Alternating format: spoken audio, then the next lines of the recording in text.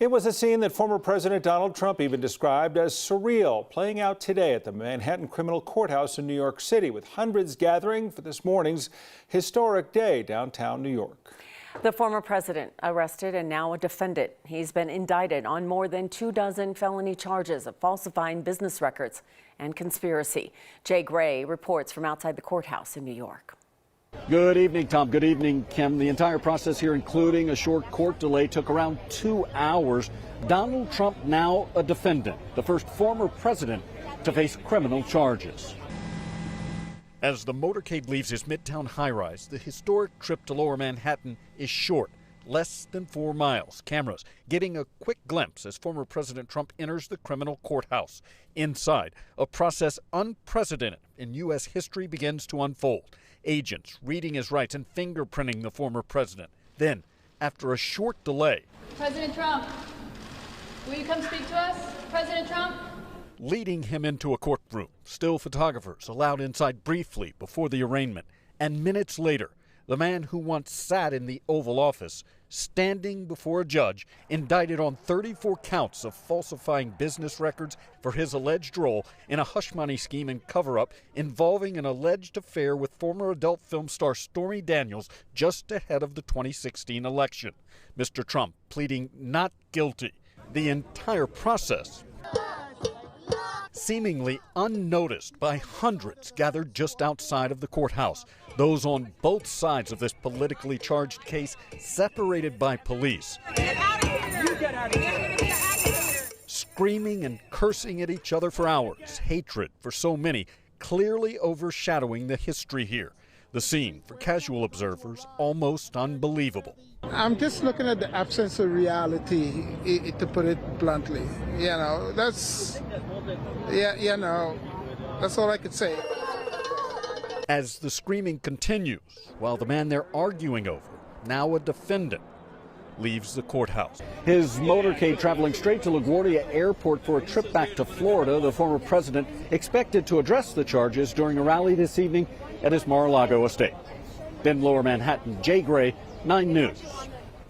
And coming up at 4:30, we'll hear from protesters and politicians supporting the former president.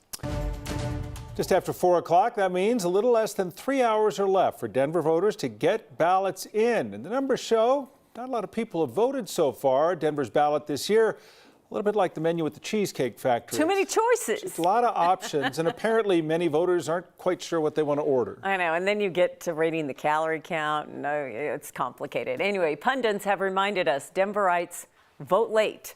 So 9 News reporter Steve Steger headed out to a ballot box this morning to ask people, what took so long? Steve, he's joining us from downtown. What are they telling you? Yeah, Kim, imagine that you sit down at a restaurant, somebody hands you a menu that's 5 pages long. If you're like me, you absolutely crumble at that point, and that's what a lot of Denver voters told me about their ballots this morning. About 18% of active voters had their ballots processed as of this afternoon. About 2% were still being processed. Now, that likely doesn't count all the ballots that have come in today. That said, the drop-off area here at 14th and Bannock still pretty steady this morning. Only one voter told me that they forgot until the last minute. Everyone else said they spent a ton of time trying to figure out who to vote for mayor. Remember, there are 17 names on the ballot, though one candidate, Kwame Spearman, dropped out of the race after ballots were mailed out. Decisions. They can make your brain freeze. Because I didn't know who I wanted to vote for mayor. I think it's a blessing and a curse. It's great that we have so many options and so many people who have really fantastic ideas for our city, but it's a lot to go through. And I think, if folks are busy and don't have a lot of time to educate themselves, I can imagine it's pretty overwhelming. We'll have to ask the voters by the end of it. Part of what we're thinking right now is they might be a little paralyzed by the choices here. So here's some good news. The Denver Clerk's Office told us this afternoon they're getting about 2 voters a minute At least that was earlier today. So turnout could jump. But remember, if a majority of ballots come in today, it is going to take longer to count, which means we may not have the clearest results by this evening. Back out here live, these ballot boxes have been pretty busy. I just saw a little girl come up with her dad. She was very excited about the stickers. They gave me one too, even though I can't vote in Denver. Just a reminder, you could still drop your ballots off or vote at an actual voting center by 7 o'clock tonight, guys. Okay, maybe she was just excited to see you, Steve. I mean, you're part of it. No, she was excited about the stickers. Oh, okay, Definitely the excited sticker. about the stickers. Yeah, you understand why people are a little overwhelmed because, like, really, sometimes not everyone checks in until the last couple of weeks, and you're like, what? Look at how many things are on this ballot. It's a tremendous amount of research, though a lot of the people I've talked to say that they're really appreciative of the stuff they've been able to find online, the resources available. We have a voter guide up on 9news.com right now where you can kind of zero in on each of the candidates and their responses to several different questions. You can even read policy briefs, but imagine how much time that takes to read. Just Denver, not used to so many choices. It's like going to an ice cream shop and trying to make a decision.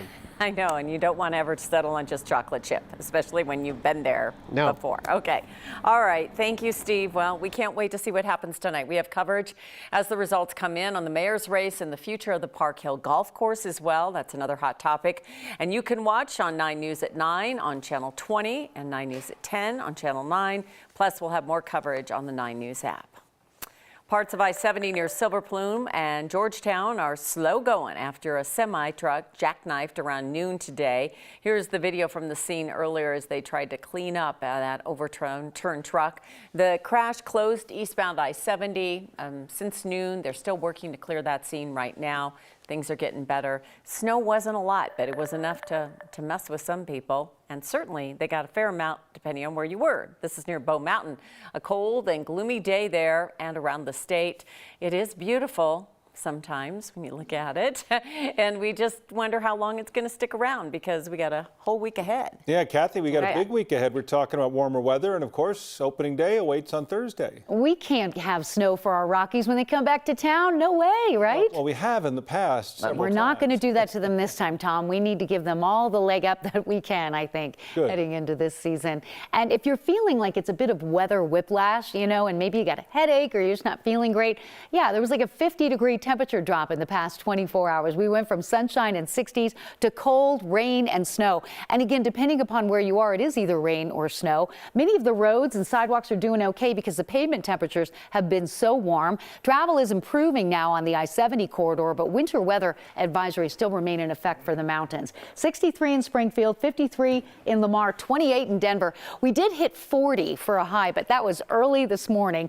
Watching those winds coming in straight out of the north because that will make that Fahrenheit temperature feel a whole lot colder than it actually shows. And believe it or not, red flag warnings in effect. Yep. Southeastern Colorado, high fire danger, low humidity, gusty winds, and warm weather. High wind warnings also for travelers south of Colorado Springs, Pueblo, down to Walsenburg, the New Mexico line. You've got some gusty winds, 2 hands on the steering wheel there. But wind is turning this storm into a blizzard for our friends north of Cheyenne, extending into the northern plain states. We're still seeing snow showers in the high country and a few light snow showers here for lower elevations. But the trend is for clearing, the snow to end. We're on our way to a very cold night, but you are going to love the extended forecast. Temperatures are going to stay put for the next few hours with less than a ½ inch of additional accumulation. And when I say we're warming back up, Kim, you're going to love this. I have possibly 80 degrees in the extended forecast. Ooh, Easter weekend. Yeah. Tom might like Bring that it. too. Oh, Tom might like that too? Tom. I was just thinking about Kim. I know. We do care about you sometimes. Not much. Okay. All right. Kathy, Talk we'll to see you in a soon, bit. Kathy. Okay. Thanks. Tomorrow brings a tough decision for students at East High School. Students are deciding whether they feel safe enough to go back to class. Yeah, just 2 weeks ago, just before spring break, the 2 administrators were shot inside of East High School. That shooting happening only weeks after students at East lost their classmate, Luis Garcia, to gun violence. 9 News reporter Courtney Yoon's with us now. And Courtney, the students say returning to East, that's become a difficult decision, not just for them, but their families as well. Yeah, Tom, Kim, some East High School students say they won't be returning to class tomorrow and instead are planning protests. Denver Public Schools has said they understand why families feel unsafe, which is why they're bringing back school resource officers to several high schools this week. Other students are planning on attending class, hopeful for change.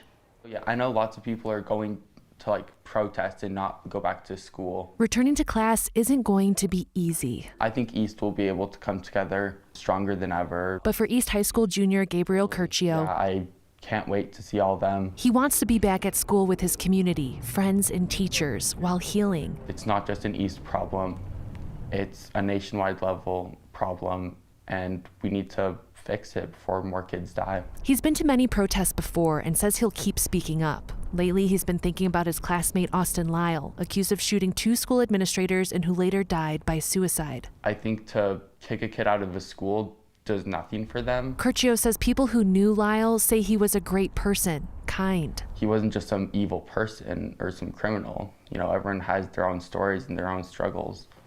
We need to better support those kids. Other families are deciding not to enroll their kids at East for the next school year. I think she's going to want to go back to class because she loves her teachers, she loves her friends, she loves that environment, and she wants to fix it. Dr. Brandon Davison Tracy's daughter is a senior at East. He's letting her decide if she wants to go back. And I'll keep my fingers crossed and pray for her safety for the next 2 months. But I can't have my son there for the next 4 years. He's an East graduate himself and says it hurts that his son won't go to his alma mater. As a pediatrician, a lot of his patients are high school students in the area. When I talk to the kids, it feels like they're in a war zone. They have a flat affect. It's post-traumatic stress. Curcio's hopeful things will be okay, but knows a lot has to change first. I know that there's people who are working to keep me safe. I feel better, but it feels like there's more that could be done. Dr. Brandon says for the first time ever as a pediatrician, more than one of his young patients have told him that the only way they feel safe at school is to carry a gun. He says he's glad school resource officers are returning to school and says they should never have left. A reminder, the school board voted unanimously in the summer of 2020 to remove officers from schools and rely on the school district safety officers instead.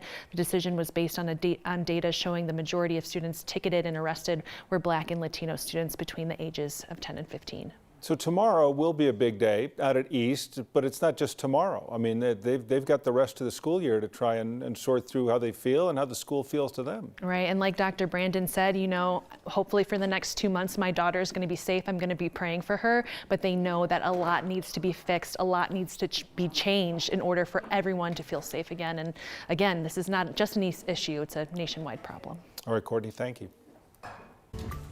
Today, the ex-husband of a woman accused of killing her stepson is testifying against her.